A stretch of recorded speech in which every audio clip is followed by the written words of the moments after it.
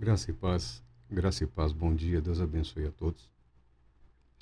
Estávamos refletindo há pouco sobre as diversas influências que resultaram no pensamento, na forma do pensamento europeu. É comum expressar o pensamento europeu em termos de civilização judaico-cristã. Mas o fato é que há uma grande influência, principalmente na Península Ibérica ali, da filosofia e da espiritualidade árabe também. Tá? Os árabes e os judeus influenciaram, inclusive os cristãos. Estava lendo aqui sobre a influência da filosofia árabe. Fala-se árabe por conta do idioma árabe, né? Mas é do Islã. A influência de filósofos árabes em relação a alguns rabinos no período medieval, principalmente. Um deles, Maimônides, que tinha amigos e tinha contato com a filosofia grega através dos árabes. E como isso, em parte, influenciou ele. Não que o rabino tenha se tornado um filósofo grego, mas na maneira como ele se propôs a apresentar o conhecimento, a sabedoria hebraica de um modo sistematizado, Maimônides, Rambam é objeto de estudo até hoje. Nenhum mal há que o cristão estude o material dele, porque fizeram isso durante boa parte da Idade Média na Europa também. Tá? Não dão créditos, mas o fato é que a espiritualidade judaica, em parte também a espiritualidade islâmica, influenciaram sim os cristãos no período medieval. A via iluminativa. Depois tiveram contato com culturas orientais aí que ficaram completamente perplexos com tudo, mas não é este o caso. A via iluminativa, ela é comum a praticamente todas as religiões no mundo. Uma iluminação espiritual, uma busca de um chamado contato direto com Deus, com o Criador. As pessoas invariavelmente anseiam por algo mais. Isso é normal do ser humano, isso é normal da alma humana, do espírito humano. Nós falamos disso em termos de arrependimento ou de voltar-se para Deus. Pessoalmente, o que me interessa são as técnicas. Eu sou um apreciador da perícia, do domínio da técnica. Então, onde eu vejo técnica, falo, opa, não foi ao acaso. Há um método, há um processo, há um caminho a ser seguido. E, via de regra, esse caminho aí se mostra na adoção de uma série de medidas comuns a praticamente todas as religiões. Por exemplo, para não ficarmos aqui no vazio, a prática da oração, a leitura de textos sagrados, a prática do jejum, o afastamento breve ou prolongado das aglomerações. Então, esses são fatores comuns, mas o fator comum mesmo que eu compreendo, que eu vejo, é o próprio ser humano, é a própria constituição humana. O que há semelhanças, há diferenças, há divergências, mas o fator comum é o ser humano, a mente humana.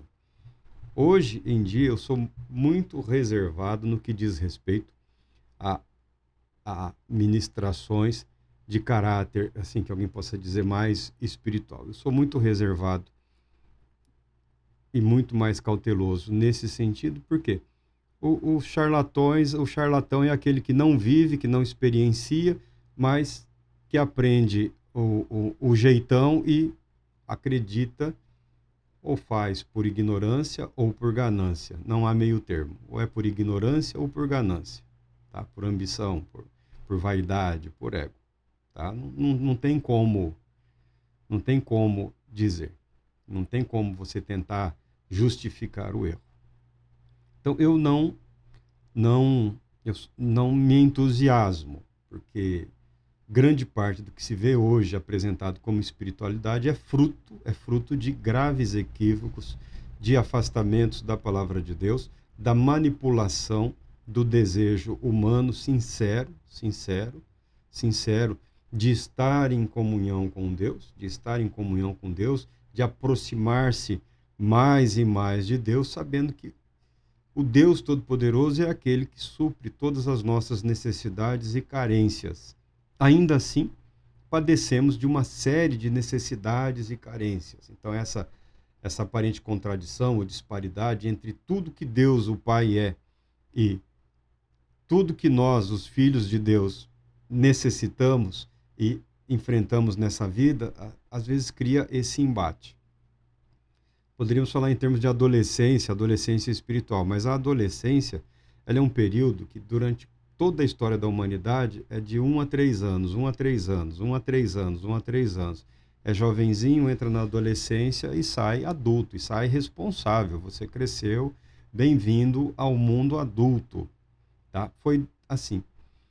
Em tempos recentes, em termos da história da humanidade, a adolescência se transformou numa opção de vida, num modo de viver, um modo de viver adolescente, um modo de viver que não reflete propósito nenhum nesta vida, a não ser as inquietações típicas da adolescência, as inseguranças ou as certezas vazias, né? Porque quando você ouve o adolescente, ele parece ter certeza absoluta sobre quase tudo que ele afirma, muito embora não seja capaz de implementar absolutamente nada daquilo. Mas é até engraçado ver, né? É até engraçado. O assustador hoje é que as pessoas se tornaram adolescentes profissionais, adultos adolescentes. Em termos espirituais também. As inquietações típicas de um período formativo, de amadurecimento, que precisam e podem ser superadas e nos conduzem a uma segurança, a uma satisfação em Deus, como é saudável, como é desejável, como é equilibrado, nem sempre estão presentes na vida de adultos cristãos, porque passaram boa ou grande parte das suas vidas num experimento eternamente adolescente. E as igrejas, de um modo geral, e as instituições religiosas também, adotando as teorias da psicologia, né, segmentaram, fragmentaram. Não, é pré-adolescente. Não é criança, né? Não, é pré-adolescente, ele tem que ficar só até isso. O adolescente, agora nós podemos falar sobre isso. O jovem. Os jovens solteiros, os jovens casados, os jovens pais. Chegamos aos jovens avós, né? Daqui a pouco serão jovens bisavós, mas ainda pensando como se o tempo não tivesse passado, como se o corpo não tivesse mudado, mas o nível de expectativa e ansiedade em relação a questões, às vezes simples da fé, não evoluíram, não se desenvolveram. A pessoa de vez em quando trava, de vez em quando não consegue aceitar a vida, a realidade. Isso é um fenômeno perturbador comum do lado de cá do planeta, no chamado Ocidente, muito comum, né? Pessoas que não querem a vida adulta, não querem ser responsáveis, não querem viver como se a responsabilidade por decisões coubessem a outros. Ele até trabalha, tem sua vida, mas ele não é aquele do campo decisório de absolutamente nada. Ele não quer se comprometer, não quer se envolver, ele quer viver a vidinha dele. Quando colocados em posições de decisão, poder e autoridade, você vê aí a consequência, o desastre que tem sido praticamente no mundo todo, né? Adultos se comportando de forma infantil, ridícula, bizarra, e revestidos de autoridade, de poder, de influência econômica, de influência social, de influência bélica, de influência religiosa e espiritual, causando mais estragos do que acerto na vida das pessoas. Então, a via iluminativa, ela não é necessariamente um caminho errado, equivocado. Requer uma série de de decisões ao longo da vida, uma exaustiva preparação e uma disposição a uma disciplina que não é comum a nós, tá bom? Não tenhamos essa ilusão. Brasil aqui, esse país tão abençoado, cheio de beleza, cheio de riqueza, manifestações de alegria de toda a parte, não é o ambiente para todo esse rigor e disciplina espiritual. Não que ela não seja necessária, Mas, voltando à palavra de Deus, que é a nossa guardiã, a nossa protetora, a nossa fonte, o apóstolo Paulo também fala sobre isso, das gloriosas riquezas disponíveis em Cristo Jesus a todo aquele que crê. Tanto que na carta de Paulo aos Efésios, ele já começa aqui dizendo: Bendito seja o Deus e Pai de nosso Senhor Jesus Cristo, que nos abençoou com todas as bênçãos espirituais nas regiões celestiais em Cristo. E depois ele apresenta a leitura do apóstolo Paulo. Vamos lendo e comentando, que fica mais fácil falar enquanto nós porque aí eu ancoro os meus pensamentos no texto, né, para não parecer que é tudo disperso. No versículo 15 do capítulo 1, ele começa falando da alegria, da fé, da comum salvação, da riqueza gloriosa que nos foi dispensada por Deus nas regiões celestiais em Cristo Jesus, da alegria dele em saber da fé dos Efésios. Ele diz: Por esse motivo também eu, tendo ouvido falar da fé no nosso Senhor que existe entre vós, e do vosso amor fraternal para com todos os santos, não cesso de dar graças por vós, recordando-me de vós nas minhas orações, para que o Deus de nosso Senhor Jesus Cristo, Pai da glória, vos dê o espírito de sabedoria, de revelação no pleno conhecimento dele. Eu imagino que o apóstolo Paulo começava a ditar uma carta e talvez isso levasse horas, porque se transformava num culto, numa pregação, num momento de adoração, de louvor a Deus, porque é simplesmente extraordinário o que ele escreve. Isso é uma carta, ele está escrevendo uma carta para uma igreja, tá? Não é um dos sermões do apóstolo Paulo, tá bom? Não é um dos estudos dele, é uma carta, é algo pessoal do apóstolo para aquela igreja.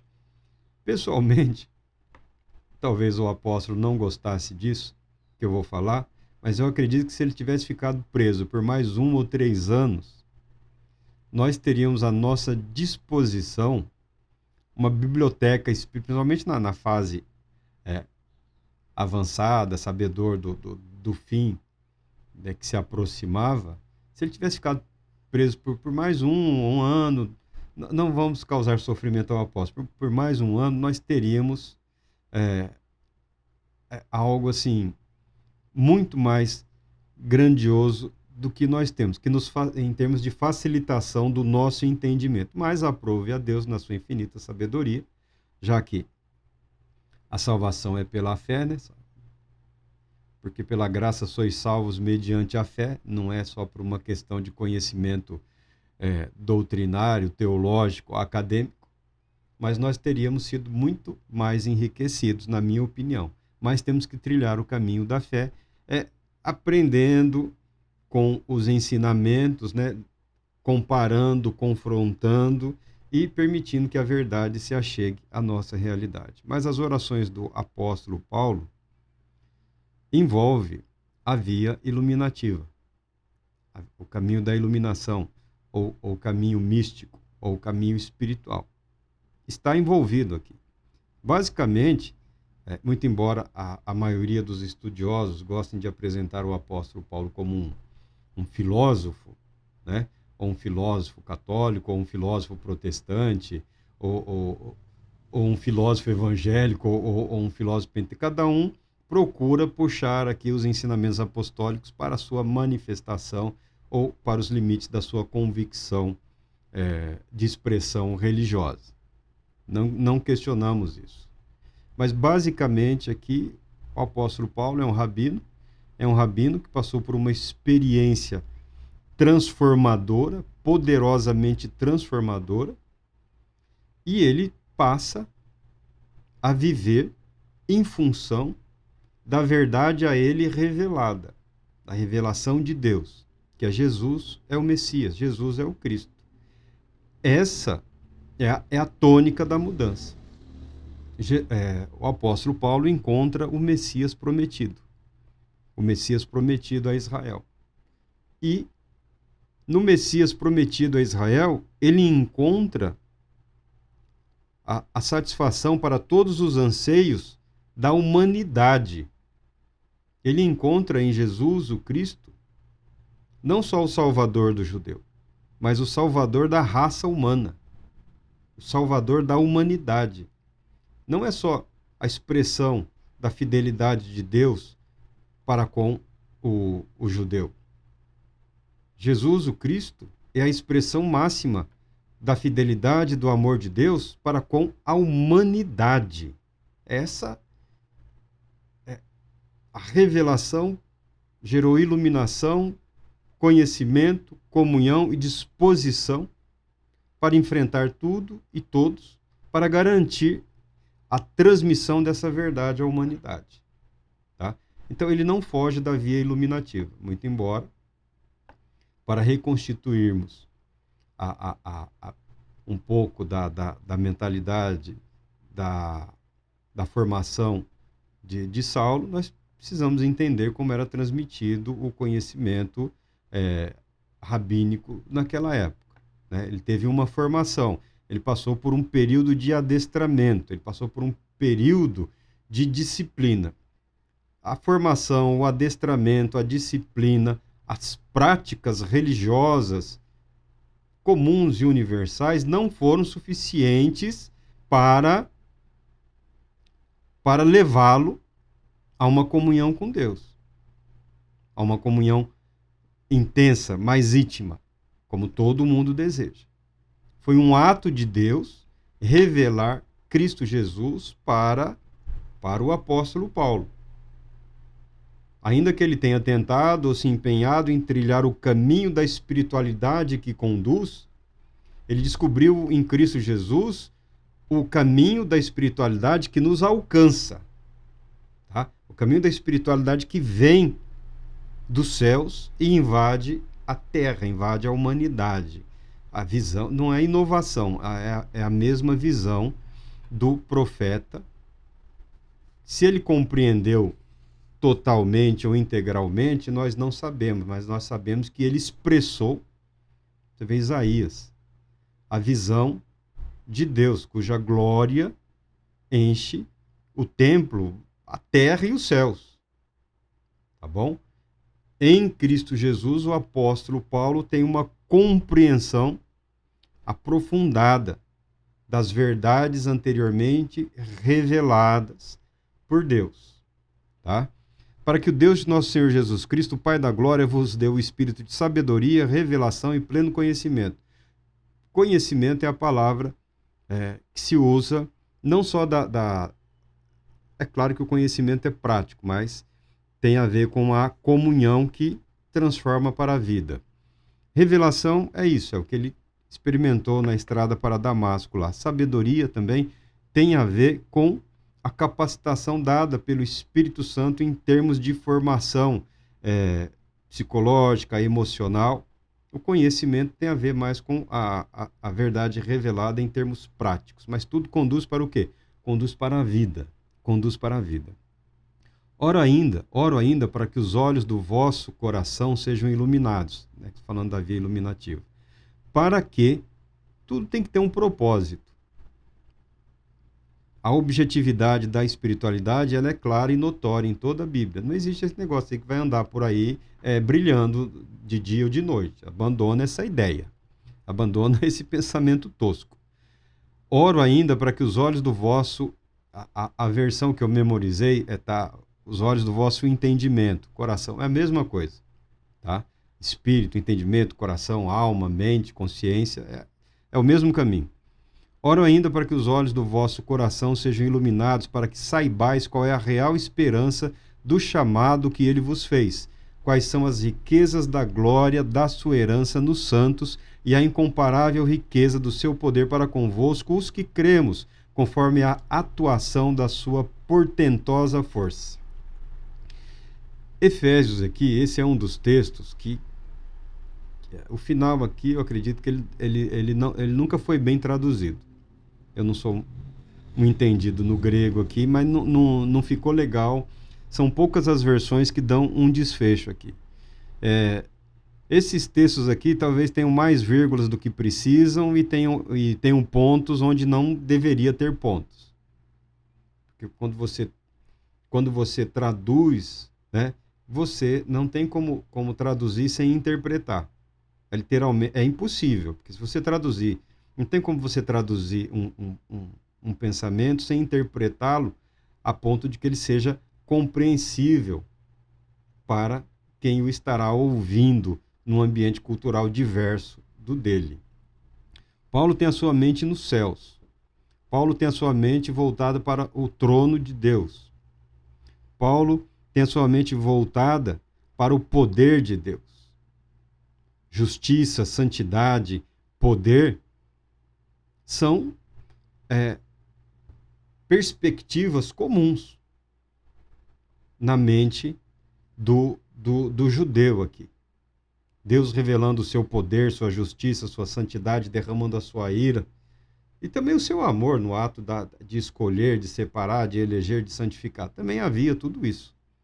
E o apóstolo Paulo pede que o cristão experimente a iluminação para que ele não se perca do caminho proposto por Deus. Preste atenção. Para que os olhos do vosso coração sejam iluminados, para que saibais qual é a real esperança do chamado que ele vos fez. Qual é a real esperança do chamado que Deus nos fez em Cristo Jesus? Aí ele explica. As riquezas da glória da sua herança nos santos e a incomparável grandeza do seu poder para convosco, os que cremos, conforme a atuação da sua portentosa, incrivelmente poderosa, gloriosa força, a manifestação do poder de Deus. O apóstolo Paulo, como todos os apóstolos, foi um homem utilizado por Deus em sinais, maravilhas e milagres. Lendo os escritos do apóstolo Paulo, ele não dá importância nenhuma a isso. Ele não se impressiona. O que alguns querem, principalmente os jovens hoje, né, serem operadores de sinais, de realizadores de milagres, né?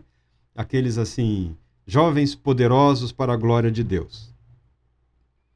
Amém, não estou questionando isso. Porque o discurso do que Deus pode não há limite para a afirmação do que Deus pode. A questão na vida do cristão, é o que Deus fez, o que Deus realizou. E é em relação a isso que o apóstolo Paulo chama a atenção dos cristãos daquele dia. Para que não se percam, eu peço a Deus que o entendimento de vocês seja iluminado. Paulo fala da vida cristã, da espiritualidade cristã e da manifestação do poder de Deus em termos de vida. Vida. O que impressiona o apóstolo é a maneira majestosa, gloriosa, incrivelmente generosa com que Deus sustenta a vida. E quando a vida parece abalada, desestruturada, Deus reaviva.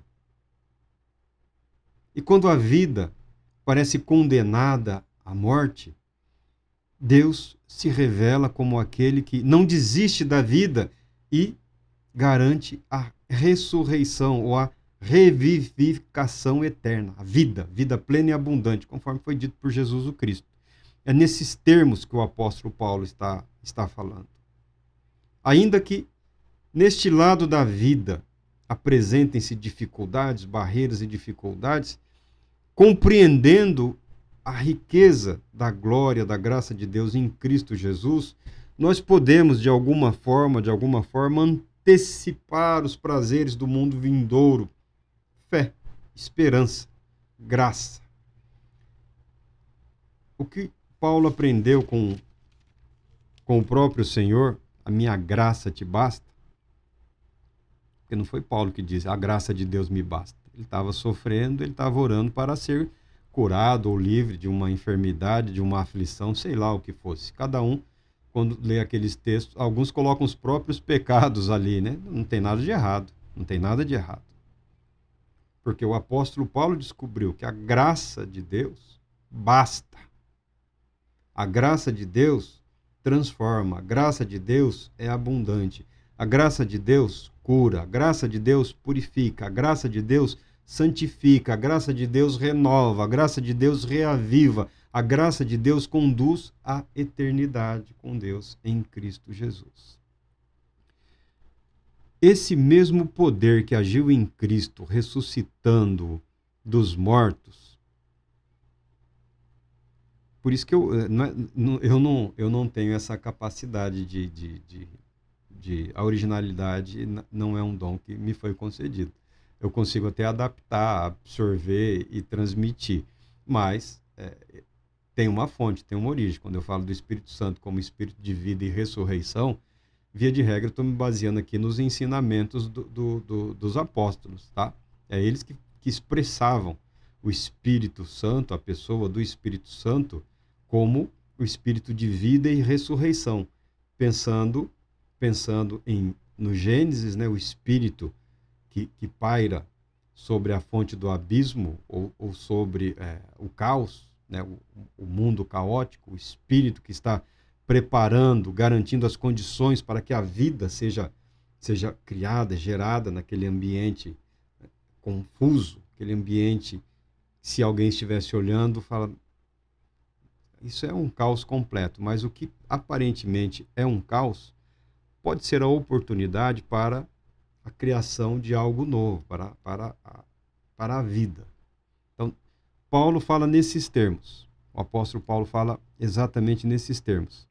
Esse mesmo poder que agiu em Cristo, ressuscitando-o dos mortos, entronizando-o à sua direita, nas regiões celestiais, muito acima de toda potestade, autoridade, poder e domínio, e de todo nome que possa ser pronunciado, não somente nesta era, mas da mesma forma na que há de vir. Está falando do poder de Deus, a nós revelado e manifesto através de Cristo Jesus e do Espírito Santo, Espírito de vida e ressurreição, que ressuscitou a Cristo, colocando-o acima de toda e qualquer possibilidade de uma hierarquia espiritual. Por isso, sabiamente, nisso eu concordo absolutamente, os reformados, os protestantes, baniram o culto a santos ou a anjos. Não tem entre os protestantes, os reformados, os evangélicos, pelo menos não deveria, né? Pelo menos não deveria. Não deveria.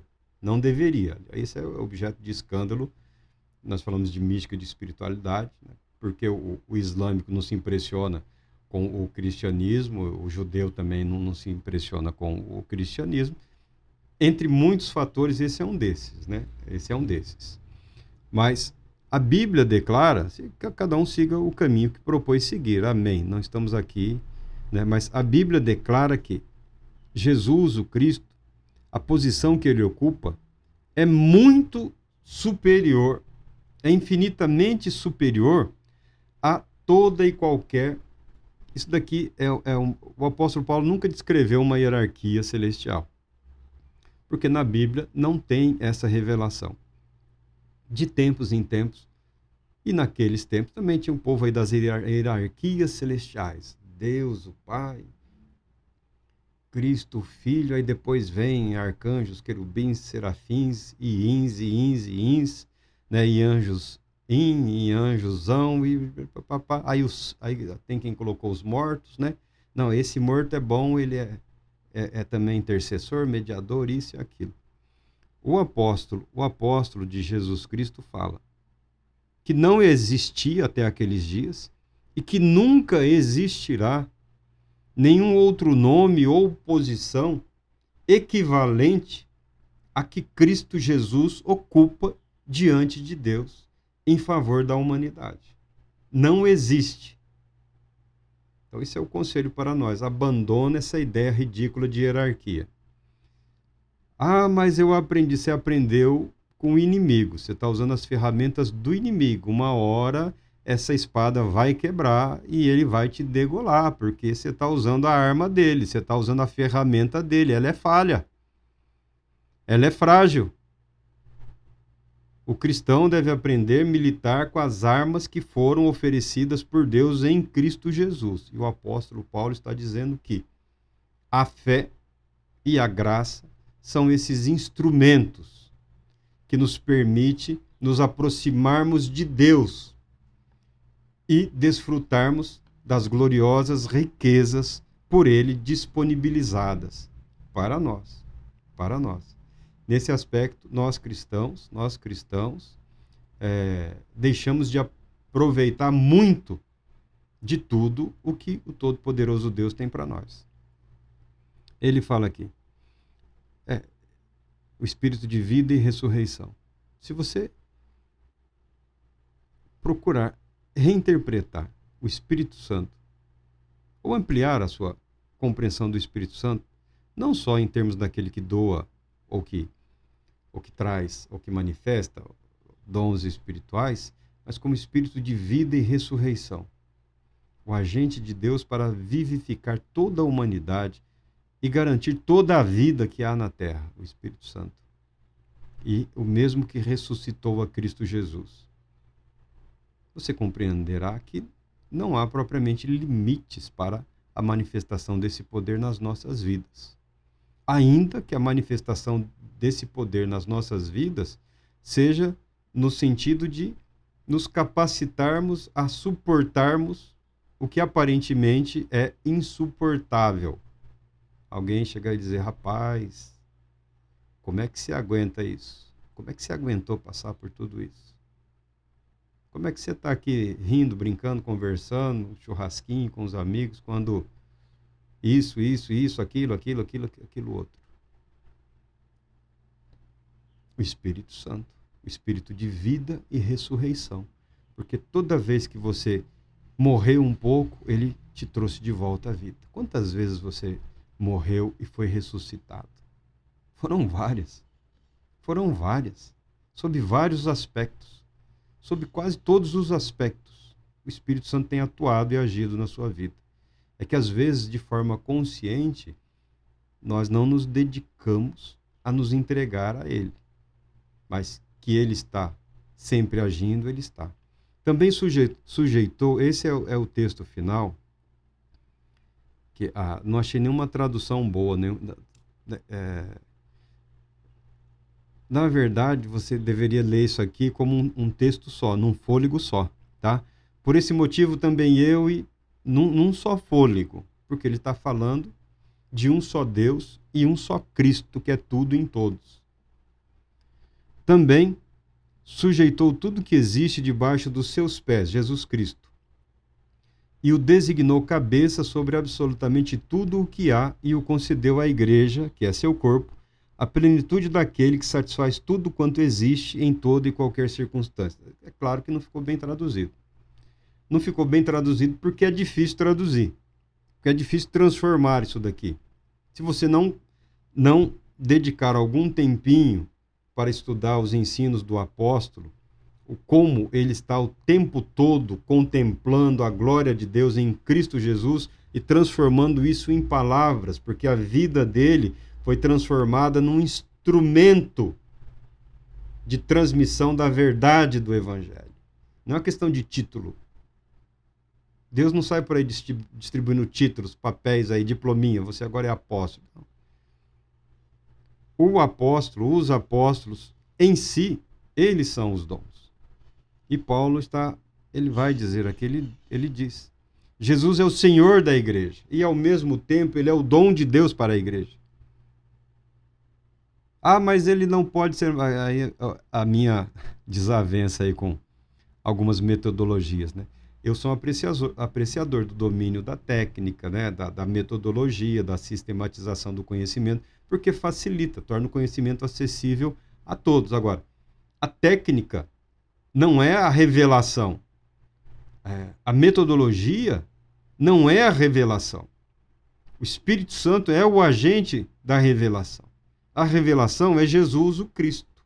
Então vamos ler de novo. Também sujeitou tudo o que existe debaixo dos seus pés.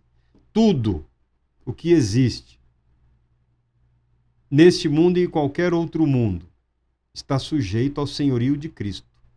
Isso inclui a igreja. Ele coloca aqui, incluída a igreja, que é o corpo de Cristo. E Cristo é o cabeça, é o Senhor da igreja. Mas, ao mesmo tempo, Deus Todo-Poderoso concedeu o nosso Senhor como a revelação, a manifestação dele para nos agraciar com todo este poder, que se revela na pessoa bendita do Espírito Santo, que a tudo preenche, a tudo vivifica. Mas vamos ao texto. Também sujeitou tudo que existe debaixo de seus pés e o designou cabeça sobre absolutamente tudo o que há e o concedeu à igreja. Agora, Cristo é concedido como um dom. O Cristo glorificado e exaltado, ao mesmo tempo que ele é o cabeça da igreja, ele é o dom de Deus para manifestação, é a expressão máxima do eu quero uma comunhão mais íntima com o Pai. Não é possível a menos que seja através do Cristo, o Filho. Não estou questionando as outras espiritualidades. Eu sei que resultados há, tá bom? Não saia mundo afora achando que você vai impressionar por falar em línguas, por profetizar. Não, você vai cair na primeira esquina que você vai levar lá de volta, que você vai ficar atordoado. Por isso que Paulo não está preocupado com manifestação de dons concedidos gratuitamente à igreja ou à humanidade como um todo. Paulo não está preocupado com os milagres. Você fala, meu Deus, olha que coisa. Paulo não está preocupado com nada, a não ser a grandiosidade das riquezas a ele concedidas pela fé através de Cristo Jesus. O ingresso, o acesso ao glorioso amor de Deus. Justificado, perdoado, santificado, renovado, restaurado, todas essas coisas. A igreja que é seu corpo, a plenitude daquele que satisfaz tudo quanto existe em toda e qualquer circunstância. Cristo como o dom de Deus, que satisfaz todos os nossos anseios e necessidades, sejam elas de que natureza for. Mas o apóstolo... Não, o apóstolo é prático. Ele falou de sabedoria, revelação e plenitude do conhecimento. Estou lendo aí um livro de um rabino, eu gostei das provocações dele, né? Os religiosos, além de bem-humorados, eles gostam de provocar, né? Eles gostam de provocar para ver se a pessoa aceita a provocação e, vou orar nesse sentido também, vou arriscar aí, já estou meio velho e cansado, mas que custa arriscar aí uma semaninha de jejum? Pode acontecer, é passar mal e ir para o hospital tomar um soro, mas fora isso não vai acontecer. Ninguém vai morrer porque ficou alguns dias sem comer. Tá? Para morrer tem que ficar muito tempo sem comer, a menos que você tenha algum problema de saúde e recomendamos todos nós, não jejue. Se o seu médico proibiu, não seja estúpido, obedeça o médico. Tá? Mas eu queria tanto jejuar, então vai lá, procura o seu médico e pergunta para ele se pode. Ele vai dizer, no seu caso, não. Só se for com um tubinho de soro na veia. E aí você pode. Se quiser, eu te interno aí, você jejua o tempo que você quiser. Tá? Mas eu vou te mantendo vivo com o soro. Então, não seja ignorante. Não queira ser mais espiritual que o espírito. Tá bom? Eu gostei de algumas provocações e vou testar. Se der certo, eu vou passar o material dele aqui. Que é interessante, é terminantemente prático. Então, o apóstolo Paulo, tudo na vida dele, toda essa espiritualidade, todo esse conhecimento da eternidade, da glória de quem é Jesus, se revela numa disposição de vida e numa apropriação nessa vida de tudo o que Deus proporcionou. Eu espero ter em parte, voltaremos a esse texto aí várias vezes, transmitido o que Deus proporcionou para as nossas vidas em Cristo Jesus. A possibilidade, a porta que se abre, os céus que se derramam, os céus que se abrem diante daquele que crê, é de uma riqueza gloriosa, acessível pela fé em Cristo Jesus. Que Deus Todo-Poderoso te abençoe, te proteja e te conceda a paz, muita paz.